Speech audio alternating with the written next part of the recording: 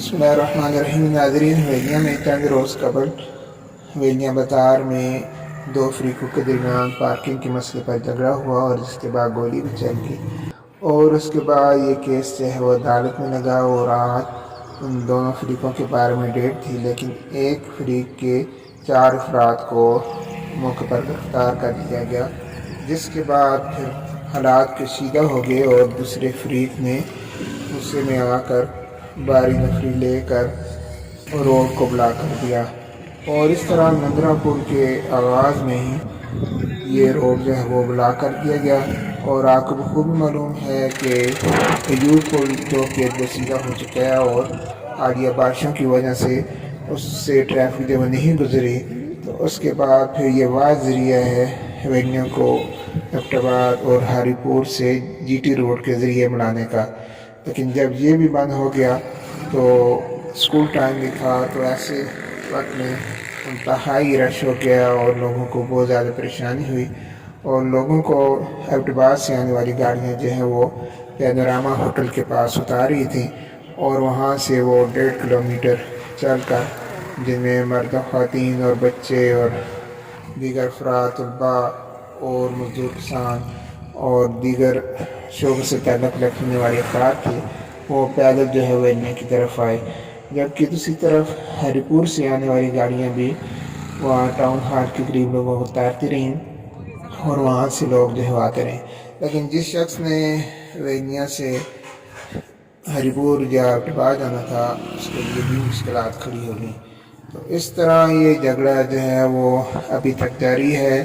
Police اور ان فریقوں کے درمیان مذاکرات جاری ہیں، اور پولیس کا یہ اصرار ہے کہ سب سے پہلے آپ ٹریفک بحال کریں، اس کے بعد بات کریں، لیکن دوسرا فریق یہ کہہ رہے ہیں کہ سب سے پہلے ہمارے بندے رہا کریں، اس کے بعد بات ہوگی۔ دیکھیے اب یہ بات کہاں تک پہنچتی ہے، لیکن یہ اس مسئلہ کو ضرور حل کیا جائے اور ایوب پل کی بھی جلد از جلد مرمت کی جائے، تاکہ ایسے حالات میں واحد ذریعہ جو